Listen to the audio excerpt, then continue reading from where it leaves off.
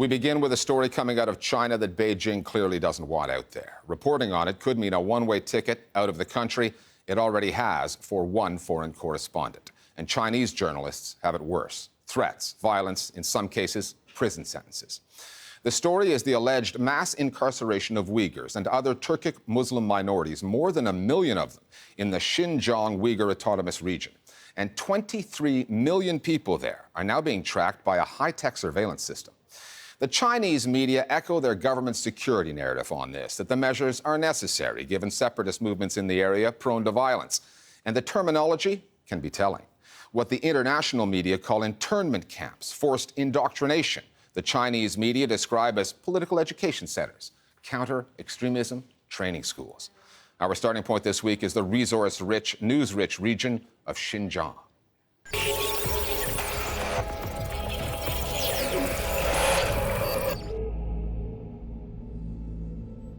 It's not as though Xinjiang is a black hole for news.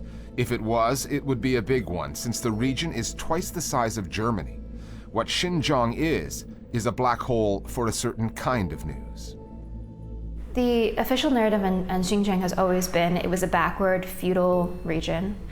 And the Communist Party went in the 1950s and restructured both the social and economic hierarchies there. That has been a pretty ironclad narrative. In 2009, that changed a little bit. There were these deadly ethnic riots between Han Chinese, the majority ethnic population in China, and the Muslim Uyghurs. And several hundred people at least died, according to state media. That served as a psychological and legal justification for many of the security measures and surveillance measures that we see today. Satellite images prove Chinese government has built hundreds, if not more, of detention camps, and they're also expanding.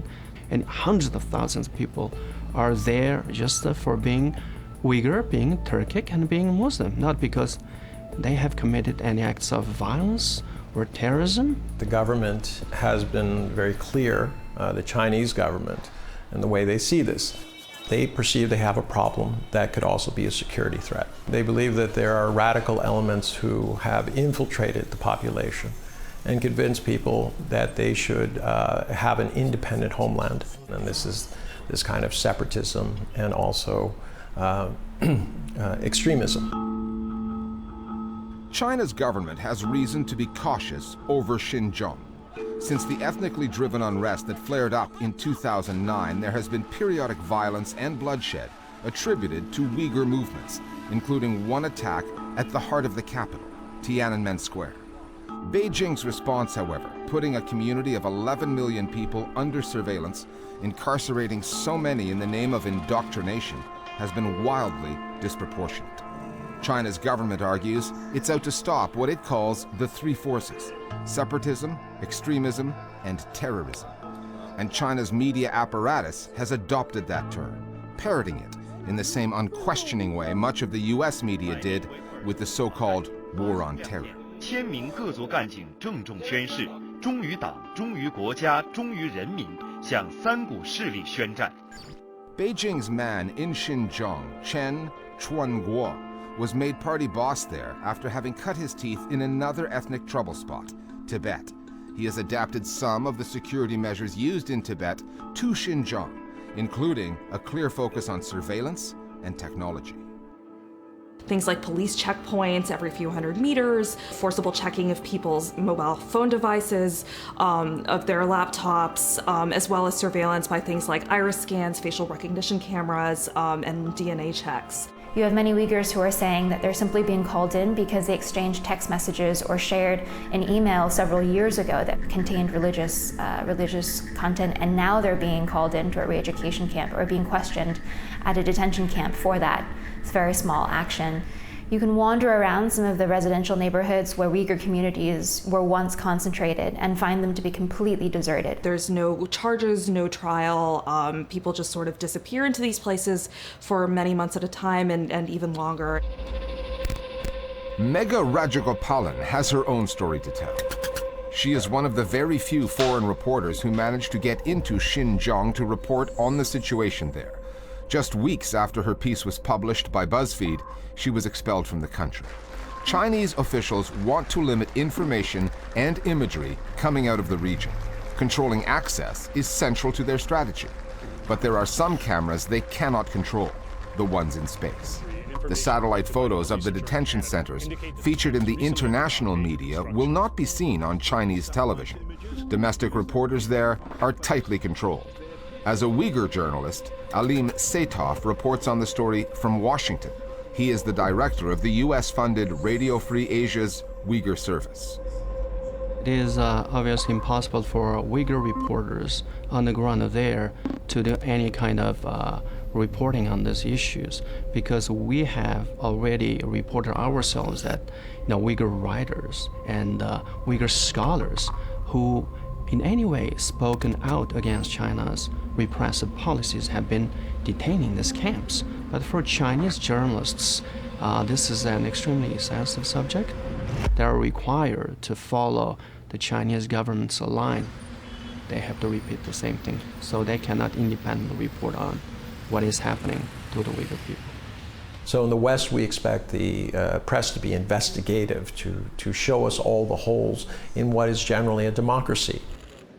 But in China, it's very different. There's this close association between the press and the government, as seen through the eyes, I think, of the Chinese government.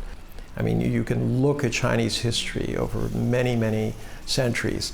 Anytime the center is not strong, you basically make fiefdoms out of different parts of China. So they're determined that their press will not become something that divides the country. It needs to be something that unites it. Officially, it's the People's Republic of China, but the voice that matters more than any other belongs to President Xi Jinping. President Xi has had no qualms in telling Chinese journalists and the news outlets they work for that the media's ultimate loyalty must be to the state, not the story. And Beijing's interest in what happens in Xinjiang isn't just political, it's economic. The state lies in the pathway of the Belt and Road Initiative, a mammoth infrastructure and development project championed by President Xi to create a vast international trade network centered around China. Its location is very strategic because it sits between much of eastern China and the countries of Central Asia. 一带一路倡议正赋予其独特的优势，使之成为向西开放的核心区和重要窗口。 And Xinjiang is home to about a fifth of China's total oil reserves. It's also the biggest producer of coal as a region. It's vitally, vitally important from an energy security perspective to China. And this explains this kind of obsessive desire for stability in that region at the cost of things like basic individual rights, so as not to upset its economic development plans, both at home and abroad. Xi Jinping has been president for 6 years now. His burgeoning power and influence have been compared to Mao Zedong's, who once said, "The role and power of newspapers consist in their ability to present the party's line, its specific policies, goals, and work methods to the masses."